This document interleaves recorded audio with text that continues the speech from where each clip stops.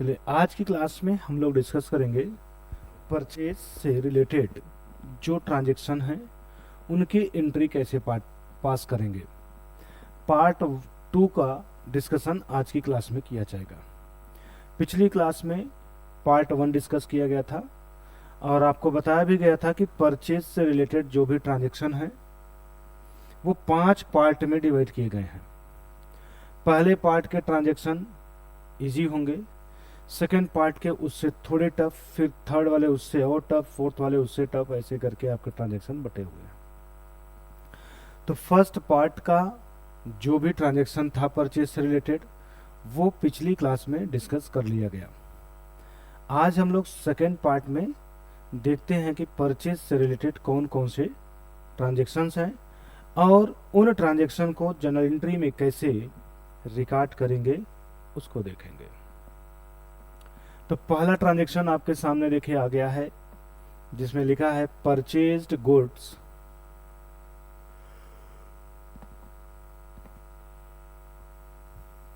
From Naveen. Goods purchase किया जा रहा है और आप सभी लोगों को पिछली क्लास में बताया गया था और आज भी बता रहे हैं, जब भी गुड्स परचेज किया जाएगा तो गुड्स से नहीं मतलब है, सिर्फ आपको परचेज लिखना है और वो भी परचेज का सेकंड फॉर्म नहीं, फर्स्ट फॉर्म। तो कुल मिलाकर हम ये कर सकते हैं कि परचेज गुड्स की जगह सिर्फ परचेज यूज किया जाएगा। अब क्वेश्चन बनता है कि परचेज क्या है, क्योंकि जो भी ट्रांजैक्शन आप रिकॉर्ड करेंगे आपको मालूम है कि उसमें 2 अकाउंट होना चाहिए और वो 2 अकाउंट कौन कौन से होने चाहिए, तो उसके लिए भी आपको बताया गया कि पर्सनल, रियल, नॉमिनल, इन्हीं तीनों में से कोई 2 अकाउंट होने चाहिए। और इन तीनों अकाउंट की पहचान क्या है, तो उसके लिए आपको बताया गया था पर्सनल अकाउंट का पहचान होता है किसी पर्सन का नाम है तो वो पर्सनल में आएगा। जैसे यहाँ पे बात करें नवीन, नवीन एक पर्सन का नाम है और किसी भी पर्सन का नाम अगर ट्रांजैक्शन में दिखाई दे रहा है, मतलब किसी आदमी का नाम दिख रहा है, तो वो पर्सनल अकाउंट में ला दीजिए। तो पर्सनल अकाउंट आपको मिला। ऐसे ही रियल अकाउंट की भी पहचान बताई गई है कि उसमें सारे असेट के नाम आते हैं और नॉमिनल अकाउंट में एक्सपेंस और इनकम आते हैं। कुछ और भी चीज़ें इन अकाउंटों में आती, बट अभी बेसिक हम इतना ही जानेंगे कि पर्सनल अकाउंट में आदमी के नाम और संस्थाओं के नाम आते हैं, रियल अकाउंट में असेट के नाम आते हैं, नॉमिनल अकाउंट में इनकम और एक्सपेंस, साथ ही साथ कह लीजिए प्रॉफिट, लॉस एंड गेन आते हैं। तो यहाँ ट्रांजैक्शन में अगर हम देखें तो नवीन एक पर्सन का नाम है जो कौन से अकाउंट में आएगा, पर्सनल अकाउंट में। तो एक अकाउंट हमें पता चल गया, पर्सनल अकाउंट। दूसरा हम बात करते हैं परचेज क्या है। तो परचेज किसी आदमी का तो नाम है नहीं। आप सभी लोग जानते हैं कि परचेज मीन्स कुछ किसी व्यक्ति से लेना और उसके बदले में उसको पैसा देना ही परचेज कहलाता है। तो ये एक तरीके से एक्टिविटी है और एक्टिविटी से रिलेटेड जो चीज़ें हैं वो ज़्यादातर कहाँ जाती है, नॉमिनल अकाउंट में। तो जब भी आप गुड्स परचेज करेंगे तो वो बिजनेस के लिए एक्सपेंस होता है। क्या होता है,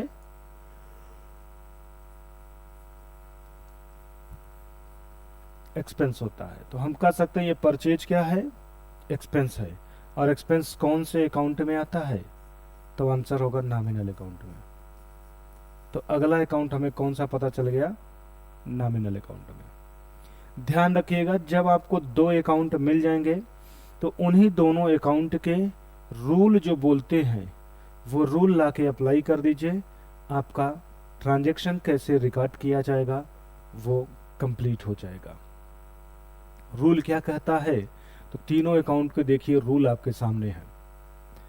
ये पर्सनल अकाउंट का रूल है जो कहता है debit the receiver, credit the giver. मतलब अगर कोई पर्सन रिसीवर है तो डेबिट किया जाएगा और कोई पर्सन गिवर है तो क्रेडिट किया जाएगा। रियल अकाउंट का रूल कहता है debit what comes in, credit what goes out. इसका रूल है कि जो भी कुछ बिजनेस में आ रहा है मीन्स असेट, क्योंकि रियल में असेट आता है, तो कुल मिला कहेंगे कि बिजनेस में असेट आ रहा है तो डेबिट किया जाएगा और बिजनेस से बाहर अगर असेट जा रहा है तो क्रेडिट किया जाएगा। तीसरा है नॉमिनल अकाउंट, जिसका रूल है debit all expenses and losses. जितने भी एक्सपेंस हैं, जितने भी लॉस हैं, वो डेबिट किए जाएंगे, और जितने भी इनकम प्रॉफिट गेन हैं वो क्रेडिट किए जाएंगे। तो ये हमारे तीनों अकाउंट का रूल है, इसको आप अपने कॉपी पे नोट करके रखिएगा। तीनों अकाउंट से रिलेटेड पहचान कैसे किया जाएगा, इसके भी ऊपर सेपरेट वीडियो बना है, लिंक डिस्क्रिप्शन में दिया गया है। नहीं देखे हैं तो वो भी वीडियो आप देख लीजिए। देख के पहचान करने का तरीका भी एक पेज पे लिख के रखिए, और जब भी आप जर्नल एंट्री पास करिए किसी भी ट्रांजेक्शन का, तो ये रूल और वो तीनों अकाउंट को पहचान करने का तरीका सामने रख के फिर आप करिएगा, आपको इजी जरूर लगेगा, कोई भी दिक्कत नहीं होगी। तो आइए हम लोग इसको कैसे अब रिकॉर्ड करेंगे जर्नल एंट्री में, उसको देखते हैं।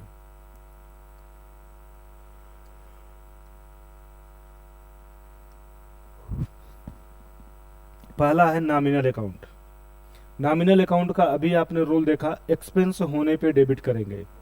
ये परचेज एक्सपेंस है, इसलिए अकॉर्डिंग टू नॉमिनल अकाउंट क्या किया जाएगा, तो आंसर होगा परचेज डेबिट किया जाएगा। पर्सनल अकाउंट का रूल अभी आपने देखा, डेबिट को करेंगे, रिसीवर को करेंगे डेबिट एंड गिवर को करेंगे क्रेडिट। इस ट्रांजैक्शन को अपने ऊपर ले करके सोचिए, गुड्स आपने परचेज किया है, किससे परचेज किया, तो आंसर होगा नवीन से परचेज किया। अब आप जरा सोचिए, अगर आप गुड्स नवीन से परचेज कर रहे हैं तो प्रैक्टिकली सोच के बताइए कि गुड्स नवीन आपको दे रहा है या गुड्स नवीन आपसे ले रहा है, तो आंसर होगा कि नवीन गुड्स दे रहा है। इसका मतलब हम कह सकते हैं कि नवीन यहाँ पर गिवर है। अब पर्सनल अकाउंट का रूल कहता है कि गिवर जो भी होगा उसको क्रेडिट कर दीजिए, तो मतलब नवीन क्या हो जाएगा, क्रेडिट हो जाएगा। दो अकाउंट मिल गए, उन दोनों अकाउंट के रूल के अकॉर्डिंग कौन डेबिट होगा कौन क्रेडिट होगा ये भी पता चल गया। जो आपको डेबिट लग रहा है सबसे पहले उसी को जर्नल एंट्री पास करते समय लिखिएगा। तो डेबिट कौन लगा, तो आंसर होगा परचेज लगा, तो जर्नल एंट्री पास करते समय सबसे पहले परचेज को लिखेंगे। तो लिखेंगे purchase account debit, purchase account debit, थोड़ा सा स्पेस दे करके फिर लगाएंगे 2, और 2 का मतलब हो गया क्रेडिट। तो क्रेडिट किसको करना है, नवीन को, तो आगे लिख देंगे नवीन। और किसी पर्सन के नाम के आगे अकाउंट लगाने से पहले अपॉस्ट्रोफी एस लगा के तब अकाउंट लगा दीजिए। नरेशन हो जाएगा बीइंग, क्या आपने किया, खुद से क्वेश्चन करिए, जो आंसर मिले वही नरेशन हो जाएगा। तो अब अपने आप से खुद से क्वेश्चन करिए कि आपने क्या किया, तो आंसर आएगा आपने गुड्स परचेज किया। कैसे परचेज किया है, क्रेडिट में। क्यों, क्योंकि जिससे आपने परचेज किया उसका नाम यहाँ पर दिया है। तो नरेशन हो जाएगा बीइंग, क्या आपने परचेज किया, तो गुड्स परचेज किया, तो being goods purchased, being goods purchased. किससे आपने परचेज किया, नवीन से, तो फ्रॉम नवीन। इस तरीके से आपकी जर्नल एंट्री परचेज से रिलेटेड पास हो गया। इस टाइप की एंट्री आपको पार्ट 1 में भी कराया गया है। पार्ट 1 में बेसिकली हम लोग इसी से रिलेटेड ही जो एंट्रियां होती हैं वही सब पास किए थे, तो ये एंट्री पास हो गई। पार्ट 2 में आगे फिर हम लोग पढ़ेंगे क्या, मन में क्वेश्चन बनता है कि जब इसी टाइप की एंट्री पार्ट 1 में पढ़े हैं तो फिर यही टाइप की एंट्री पार्ट 2 में भी पढ़ने की क्या जरूरत है। तो बिल्कुल आपको समझाते हैं। पार्ट 1 में आपने जो पढ़ा था वहां सिर्फ परचेज ही था, यहाँ पर रिटर्न भी आएगा। मतलब जब हम गुड्स को किसी पर्सन से परचेज करते हैं तो परचेज करने की एंट्री तो लिखते हैं, साथ ही साथ अगर हमें गुड्स पसंद न आए, रीजन कुछ भी हो सकता है, तो हम उस गुड्स को वापस कर देते हैं उस पर्सन को जिससे परचेज किए रहते हैं। तो फिर हमें वापस करने वाली भी एंट्री पास करना पड़ता था। और पार्ट 1 में हम लोग वापस करने वाली एंट्री पास नहीं किए थे, तो यहाँ पर हम लोग सीखेंगे वापस की एंट्री कैसे पास की जाएगी। वापस की एंट्री पास करने से पहले थोड़ा सा कंसंट्रेट आप इस एंट्री पे रहिएगा, तभी वापस वाली आपको इजी एंट्री लगेगी। अब क्या कंसंट्रेट होना है, बस उस पर बात करेंगे। ध्यान दीजिएगा, आपने नवीन से परचेज किया था, तो नवीन को आपने डेबिट किया है या क्रेडिट किया है? तो आंसर होगा क्रेडिट किए हैं। क्या किए हैं? क्रेडिट किए हैं। और खरीदने पे आपका एक्सपेंस हुआ था, तो एक्सपेंस को क्या किए हैं? डेबिट किए हैं। बस ये दो बात याद रखिएगा कि परचेज करने पे जो एक्सपेंस हुआ था वो डेबिट किया गया है, और जिससे खरीदा गया था उसको क्रेडिट किया गया है। अब आप जरा सोचिए, अगर आपने परचेज किया है और आपका एक्सपेंस है, फिर उसी में से कुछ सामान अगर आप वापस कर देंगे, तो इसका मतलब जितना आपने रिटर्न कर दिया वो अब आपका परचेज नहीं कहलाएगा।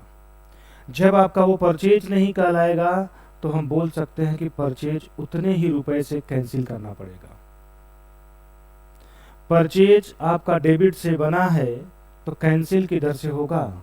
तो आंसर होगा क्रेडिट से होगा। तो चलिए हम लोग कैसे कंप्लीट एंट्री पास करेंगे रिटर्न करने वाली, अब उसकी बात कर लेते हैं। तो नेक्स्ट ट्रांजैक्शन हमारा जो है वो रिटर्न करने से ही रिलेटेड है। नेक्स्ट ट्रांजैक्शन देखिए आ गया, goods return to Naveen. Goods return किया जा रहा है किसको? नवीन को। और आपको बताया गया कि किसी भी ट्रांजैक्शन को अगर आपको रिकॉर्ड करना है जर्नल में, तो सबसे पहले उस ट्रांजैक्शन में दो अकाउंट आपको खोजने पड़ेंगे। एक अकाउंट नवीन के रूप में आपको दिख रहा है, जो कि एक पर्सन का नाम है, और आपको पता है कि जो भी पर्सन होता है वो पर्सनल अकाउंट में आता है। तो नवीन आपका पर्सनल अकाउंट में आ गया। इसी टाइम पर्सनल अकाउंट का रूल भी लगा लीजिए। तो पर्सनल अकाउंट का रूल क्या कहता है?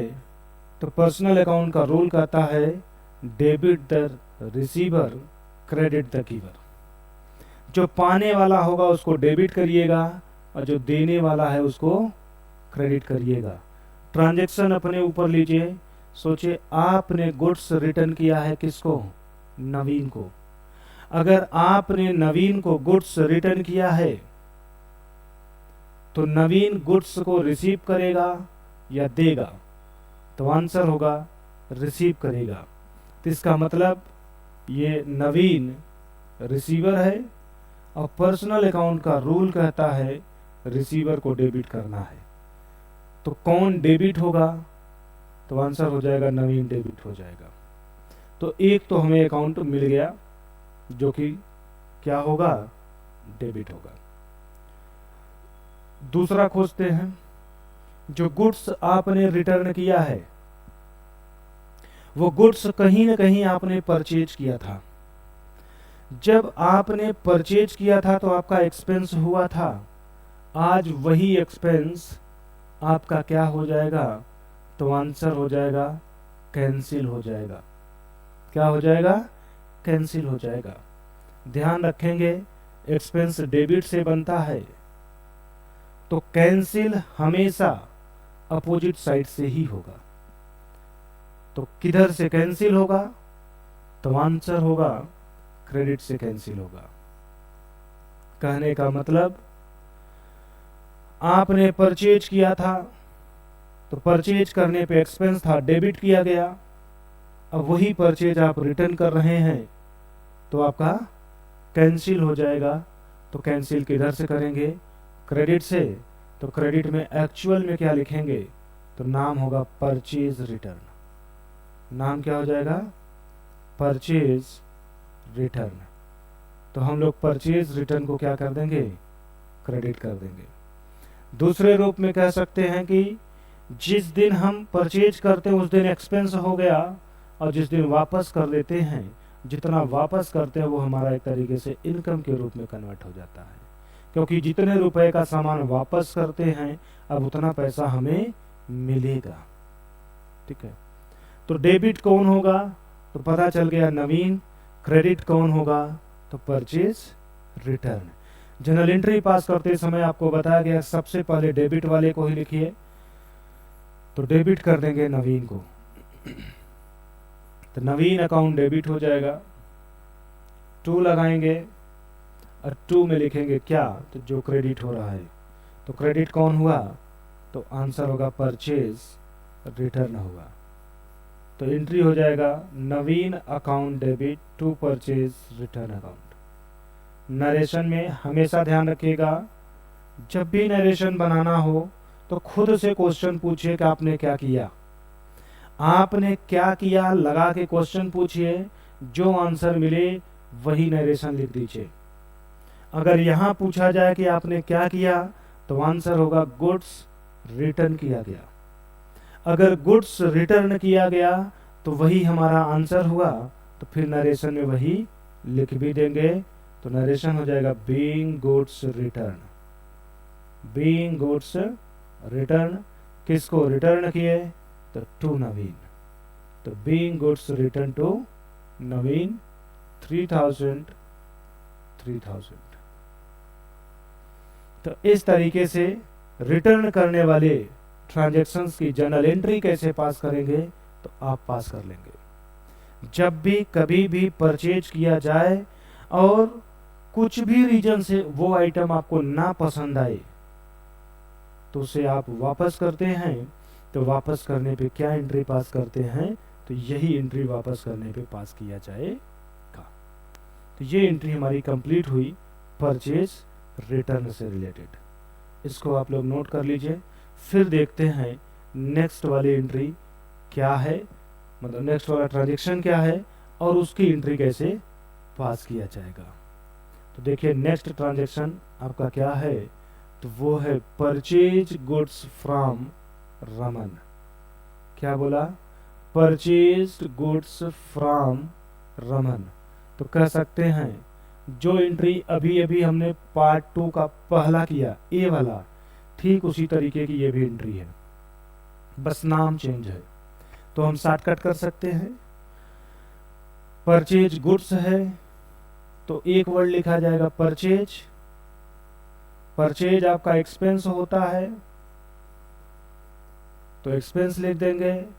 एक्सपेंस कौन से अकाउंट में आता है, नॉमिनल में आता है, तो हमें एक अकाउंट पता चल गया, नॉमिनल अकाउंट। नॉमिनल अकाउंट का रूल कहता है एक्सपेंस होगा तो डेबिट करिए, इनकम होगा तो क्रेडिट करिए। तो यहाँ पे हम बात करें ये क्या है, तो आंसर होगा एक्सपेंस है, तो क्या किया जाएगा, तो डेबिट कर दिया जाएगा, तो परचेज हो जाएगा डेबिट। परचेज किससे किया गया, रमन से परचेज किया गया, तो रमन एक पर्सन है। पर्सन कौन से अकाउंट में आता है, तो आंसर होगा पर्सनल अकाउंट में आता है। पर्सनल अकाउंट का क्या रूल है, तो रूल बोलता है रिसीवर होगा तो डेबिट, गिवर होगा तो क्रेडिट। सोचे आपने गुड्स रमन से परचेज किया है, तो गुड्स रमन दे रहा है कि पा रहा है, तो आंसर होगा दे रहा है, तो मतलब वो गिवर है। और गिवर को क्या करते हैं, तो क्रेडिट करते हैं, तो क्रेडिट कौन हो जाएगा, रमन। रमन क्या हो जाएगा, क्रेडिट हो जाएगा। तो एंट्री क्या पास करेंगे, तो जो डेबिट दिख रहा हो सबसे पहले उसी को लिखिए। तो सबसे पहले लिखेंगे परचेज अकाउंट डेबिट। क्या लिख देंगे, परचेज अकाउंट डेबिट। 2 लगा के जिससे परचेज किए उसको लिख दीजिए, तो to Raman.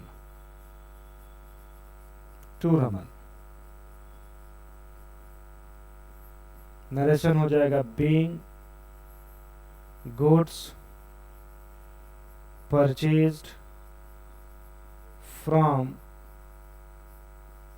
Raman. Being goods purchased from Raman 35,000। अब एक बात आप लोग ध्यान रखिएगा, जब भी आप गुड्स क्रेडिट में परचेज करते हैं, जरा प्रैक्टिकली सोचिए, जिस भी पर्सन से आप क्रेडिट में परचेज करते हैं, इन फ्यूचर उसको पेमेंट करेंगे या नहीं करेंगे, तो आंसर होगा इन फ्यूचर पेमेंट करेंगे। अगर आप परचेज के टाइम पेमेंट नहीं करते हैं, हम बोल सकते हैं at the time of purchase वो पर्सन एज लायबिलिटी के रूप में ट्रीट किया जाएगा।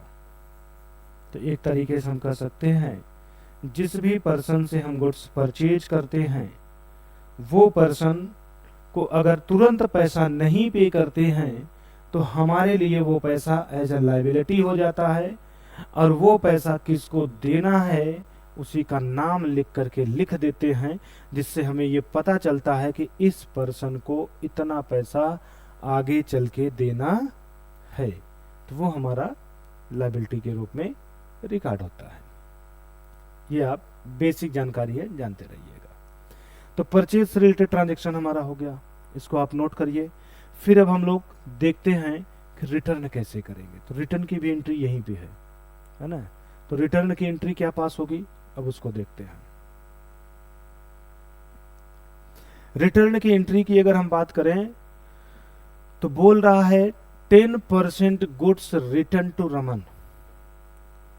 जो गुड्स रमन से परचेज किया गया था उस रमन को गुड्स का 10% रिटर्न कर दिया गया।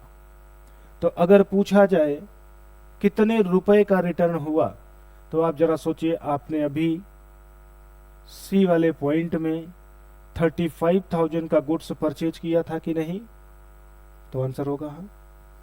35,000 का 10% निकालेंगे, क्योंकि बोल रहा है जो गुड्स रमन से परचेज किया गया उसी का 10% रिटर्न किया गया। तो मतलब 3,500 रुपीज का गुड्स रमन को रिटर्न कर दिया गया। तो हम यहाँ रिटर्न वाली जो एंट्री पास करेंगे वो 3,500 रुपीज से पास करेंगे। किससे पास करेंगे? 3,500 रुपीज से रिटर्न वाली एंट्री पास करेंगे। अब आप सोचिए रिटर्न किसको कर रहे हैं? तो रमन को कर रहे हैं। रमन एक पर्सन का नाम है, कौन से अकाउंट में आएगा? तो आंसर होगा पर्सनल अकाउंट में आएगा। पर्सनल अकाउंट का क्या रूल कहता है? तो पर्सनल का रूल कहता है रिसीवर होगा तो डेबिट करेंगे, गिवर होगा तो क्रेडिट करेंगे। सोचिए इस ट्रांजैक्शन में गुड्स रिटर्न किसको किया जा रहा है? तो आंसर होगा रमन को वापस किया जा रहा है। अगर गुड्स रमन को वापस कर रहे हैं तो यहां पे रमन रिसीवर होगा कि गिवर होगा? तो आंसर होगा रमन रिसीवर होगा। और according to personal account receiver क्या होता है? तो आंसर होगा रिसीवर डेबिट होता है। तो इसका मतलब रमन इस ट्रांजैक्शन में क्या किया जाएगा? तो आंसर हो जाएगा डेबिट किया जाएगा। आप जब भी गुड्स रिटर्न करते हैं तो गुड्स रिटर्न की जगह पे एक नाम लिखते हैं परचेज रिटर्न। क्या लिखते हैं? Purchase return. जब भी गुड्स रिटर्न किया जाएगा तो उसकी जगह पे परचेज रिटर्न नाम लिखा जाएगा।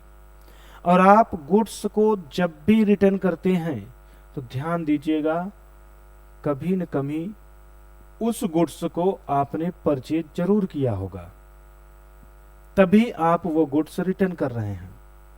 अगर आपने परचेज किए हुए गुड्स को रिटर्न कर रहे हैं तो प्रैक्टिकली अपनी लाइफ में ला करके सोचिए, आपने जो गुड्स रिटर्न करने के बारे में सोचा है वो जिस टाइम परचेज किया गया होगा उस टाइम एक्सपेंस हुआ होगा। तो एक्सपेंस को हम डेबिट करते हैं। आज जब उसी में से हम कुछ सामान वापस कर देंगे तो हमारा एक्सपेंस उतने ही रुपए से कम हो जाएगा। क्या हो जाएगा? कम हो जाएगा। तो एक्सपेंस बनता है डेबिट साइड से और कम होता है क्रेडिट साइड से। इसलिए हम लोग परचेज रिटर्न को क्या कर देंगे? तो आंसर हो जाएगा क्रेडिट कर देंगे। परचेज रिटर्न को क्या कर देंगे? क्रेडिट कर देंगे। ठीक है। तो कॉन्सेप्ट के अकॉर्डिंग डेबिट कौन होगा? रमन। तो एंट्री पास करते समय आपको बताया गया सबसे पहले जो डेबिट हो रहा है उसी को लिखिए।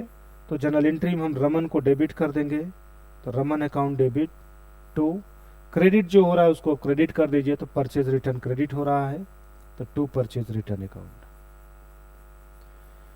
To purchase return account. Narration हो जाएगा being 10% goods return to Raman 3,500 3,500। तो ये हमारा रिटर्न करने की एंट्री पास हो गया। अब आप सोचिए, आपने रमन से परचेज कितने रुपए का किया था, तो आंसर होगा 35,000 का। 35,000 का आपने परचेज किया था और बाद में चल के आपने 3,500 का सामान उसको रिटर्न कर दिए। रीजन कुछ भी रहा हो उससे हमसे नहीं मतलब है। जब आप वापस कर दिए तो फाइनली पेमेंट कितना करना बचा हुआ है, तो आंसर होगा 31,500। यही ड्यू अमाउंट है। मतलब 3,500 का गुड्स रिटर्न करने के बाद फाइनली अब जो आपको पेमेंट करना है रमन को, वो 31,500 का ही पेमेंट करना है।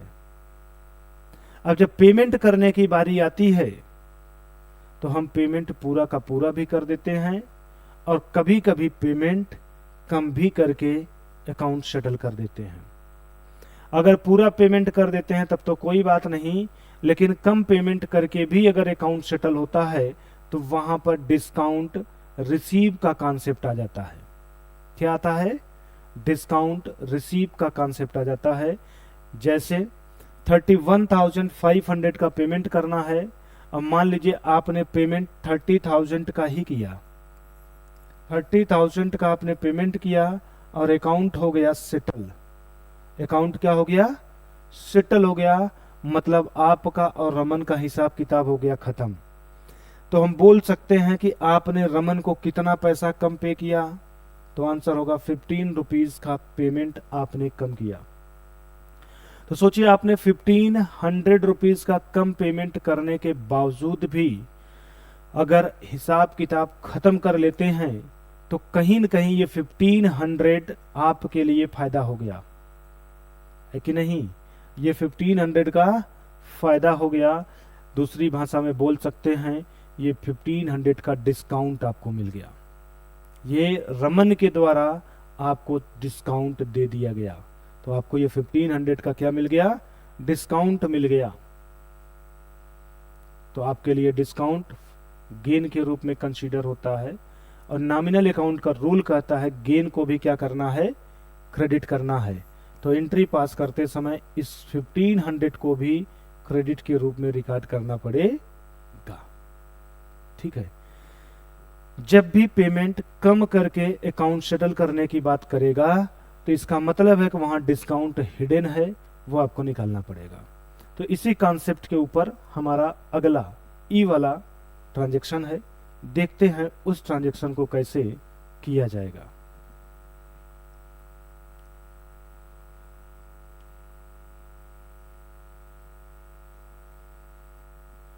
चलिए ई ट्रांजैक्शन देखिए क्या बोल रहा है। Paid cash to Raman. Cash pay किया जा रहा है। किसको पे किया जा रहा है? रमन को पे किया जा रहा है। बट कैश के रूप में पेमेंट कितना हो रहा है? ओनली 30,000। सिर्फ 30,000 हो रहा है। और आगे बोल रहा है full settlement of his account. Full settlement of his account का मतलब ही होता है कि हिसाब किताब खत्म हुआ। अब आप सोचिए, आप पेमेंट कर रहे हैं किसको? रमन को। अगर मैं बात करूं कि ये कैश क्या है, तो आंसर होगा असेट है। कौन से अकाउंट में आएगा? तो आंसर होगा रियल अकाउंट में आएगा। रियल का रूल क्या कहता है? तो रियल का रूल कहता है debit what comes in, credit what goes out. Business में असेट आएगा तो डेबिट, और बिजनेस से बाहर असेट जाएगा तो क्रेडिट। सोचिए आप पेमेंट रमन को कर रहे हैं, तो कैश आपके यहाँ आएगा कि जाएगा? तो आंसर होगा जाएगा। तो इसका मतलब यहाँ पे कैश इन नहीं आउट हो रहा है, और रियल का रूल कहता भी है कि आउट होगा तो क्रेडिट करिएगा, मतलब कैश क्रेडिट किया जाएगा। पेमेंट कर किसको रहे हैं? रमन को। रमन किसी पर्सन का नाम है, और पर्सन का नाम पर्सनल अकाउंट में आता है, तो ये पर्सनल अकाउंट में आ जाएगा। अब पर्सनल का जो रूल कहता है वो अपने माइंड पे ओपन करेंगे। पर्सनल का रूल कहता है रिसीवर होगा तो डेबिट करेंगे, और गिवर होगा तो क्रेडिट करेंगे। सोचिए आप रमन को पेमेंट कर रहे हैं, तो रमन रिसीवर है पैसे का कि गिवर है? तो आंसर होगा रिसीवर है। क्या है? रिसीवर है। अगर ये रिसीवर है तो अकॉर्डिंग टू पर्सनल अकाउंट क्या हो जाएगा? डेबिट हो जाएगा। तो एक डेबिट होगा, एक क्रेडिट होगा, और इन्हीं दोनों के बीच में अब एक नया कॉन्सेप्ट निकल के आएगा, डिस्काउंट। क्यों आएगा? क्योंकि full settlement of his account की बात कर दिया गया।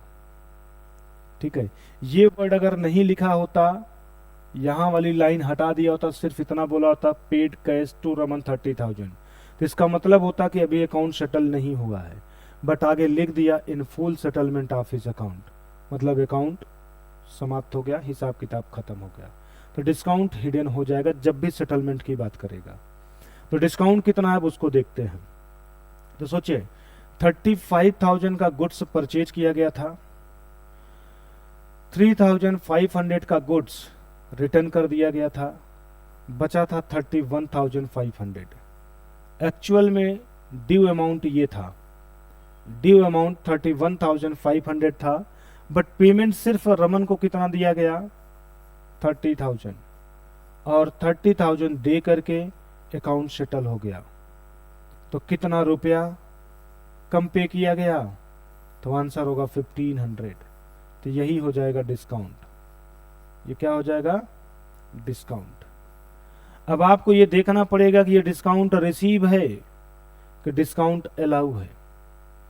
डिस्काउंट कब रिसीव होगा, कब अलाउ होगा, ये समझिएगा।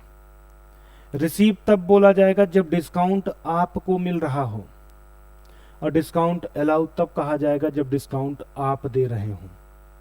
तो सोचिए यहां पे ये डिस्काउंट आपको मिला है या आपने दिया है? तो आंसर होगा मिला है। क्यों? क्योंकि आपको फाइनली पेमेंट 31,500 रुपए करना था, लेकिन आप सिर्फ 30,500 रुपया रमन को देते हैं, और रमन इस बात से सहमत भी हो जाता है, चलो ठीक है तुम 30,000 रुपया दे दो और हमारा तुम्हारा हिसाब हो जाएगा खत्म। तो इसका मतलब 1,500 रुपया कहीं न कहीं आपको छूट के रूप में मिला है, छूट के रूप में मिला है। तो ये डिस्काउंट क्या है? रिसीव है। और डिस्काउंट रिसीव कह सकते हैं कि ये आपके लिए गेन होता है, और गेन को भी नॉमिनल अकाउंट में लाया जाता है, और उसका रूल कहता है इनकम प्रॉफिट गेन क्रेडिट। तो मतलब हमारा डिस्काउंट क्रेडिट किया जाएगा कितने रुपए से? तो 1500 रुपीज से क्रेडिट कर दिया जाएगा। तो एंट्री पास करते समय डेबिट होगा रमन कितने रुपए से? तो फाइनली इसको 31,500 से ही क्रेडिट करेंगे, क्योंकि आपने 35,000 का खरीदा था, तो आपकी लायबिलिटी थी कि आप उसको 35,000 पे करिए। आपने फिर 3500 का वापस कर दिया, तो आपकी लायबिलिटी बची थी 31,500 पे करने की, लेकिन आप उसको 30,000 ही दे करके सेटलमेंट कर देते हैं। इसका मतलब आपकी लायबिलिटी पूरी तरीके से हो जाती है खत्म। अब अगर आपकी लायबिलिटी पूरी तरीके से खत्म हो जाती है, तो लायबिलिटी पूरी खत्म होगी कितने रुपए से? तो आंसर होगा 31,500 रुपए से। तो हम एंट्री में डेबिट करेंगे किसको? रमन को। तो एंट्री हो जाएगा Raman account debit, Raman account debit to cash account, Raman को 31,500 से डेबिट कर देंगे। कैश अकाउंट के रूप में आपके पास से 30,000 रुपया जाएगा। और 2 डिस्काउंट के रूप में आपको 1,500 रुपया मिल जाएगा।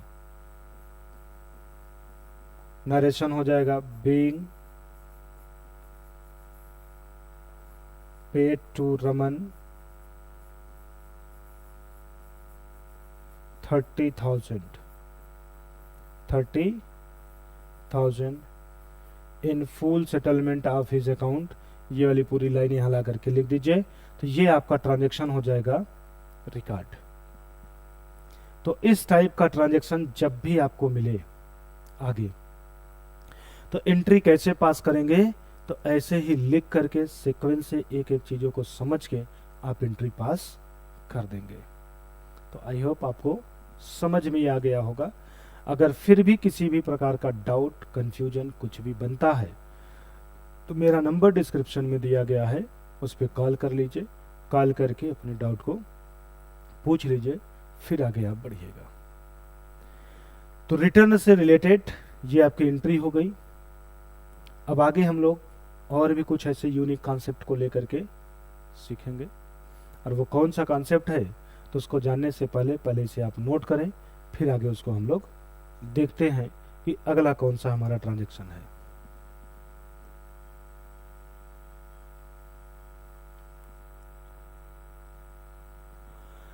नेक्स्ट देखिए है अमन गुड्स सोल्ड टू अस। अस माने हमको, है ना, हमको, हमें, कुछ भी कह लीजिए। इसका मतलब एक अमन नाम का व्यक्ति था जिसने गुड्स सोल्ड किया किसको? हमको। हमको माने बिजनेस। अपने आप को हमेशा बिजनेस बना के सोचिएगा, आप बिजनेस हैं। आपको अमन ने सोल्ड किया है, तो ऐसे बन जाइए, एक तरफ आप बन जाइए और एक तरफ अमन को बना दीजिए। ये अमन हो गया और ये एक तरफ आप हो जाइए, मीन्स स्टूडेंट अपने आप को बना लें। ठीक है, सोचिए आपको अमन ने क्या किया? सेल किया। क्या सेल किया? गुड्स सेल किया। तो गुड्स सोल्ड किया है किसने? अमन ने। कितने रुपए का? 30,000 का। एंट्री पास करने की बात हो रही है। मैंने आपको बताया है कि जब भी ट्रांजैक्शन को जर्नल में रिकॉर्ड करेंगे तो हमेशा ट्रांजैक्शन अपने ऊपर लेके करिएगा, मतलब खुद को बिजनेस बना के करिएगा। तो सोचिए अगर आप बिजनेस हैं तो अमन आपको सोल्ड कर रहा है, तो एंट्री यहां पास किया जाएगा। तो अमन क्या कर रहा है इससे हमें कोई भी मतलब नहीं होगा, हम क्या कर रहे हैं इससे मतलब होगा। तो अगर बात किया जाए तो अमन यहां पर सेलर है। अमन क्या है? सेलर है। हम क्या हैं? बायर हैं। तो हम क्या हैं इसकी एंट्री पास करेंगे, वो क्या है इससे हमें मतलब नहीं है।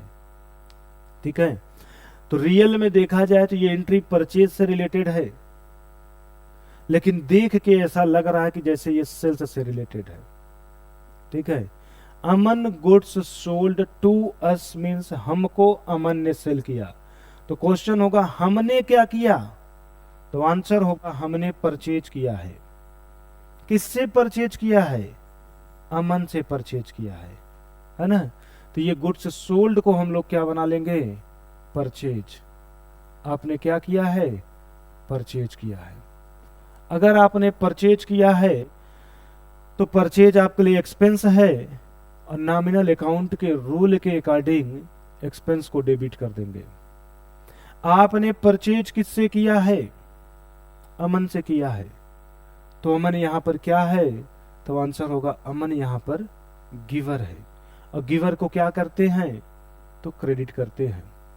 तो इस रूल के अकॉर्डिंग डेबिट कौन होगा, क्रेडिट कौन होगा, वो हमें पता चल गया। तो एंट्री पास करते समय हम क्या लिख देंगे? Purchase account debit to Aman account. Entry हो जाएगा purchase account debit to Aman account. Narration हो जाएगा बीइंग। अब नरेशन आप दो तरीके से लिख सकते हैं, being goods sold to us ऐसे लिख सकते हैं, या being goods purchase from Aman भी लिख सकते हैं। जो नरेशन आपको अच्छा लगे वो लिख दीजिए। तो बीइंग गुड्स सोल्ड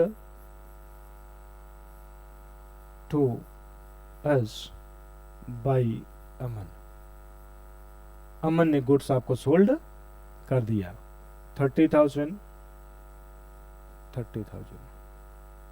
तो ये आपकी एंट्री पास हो गई।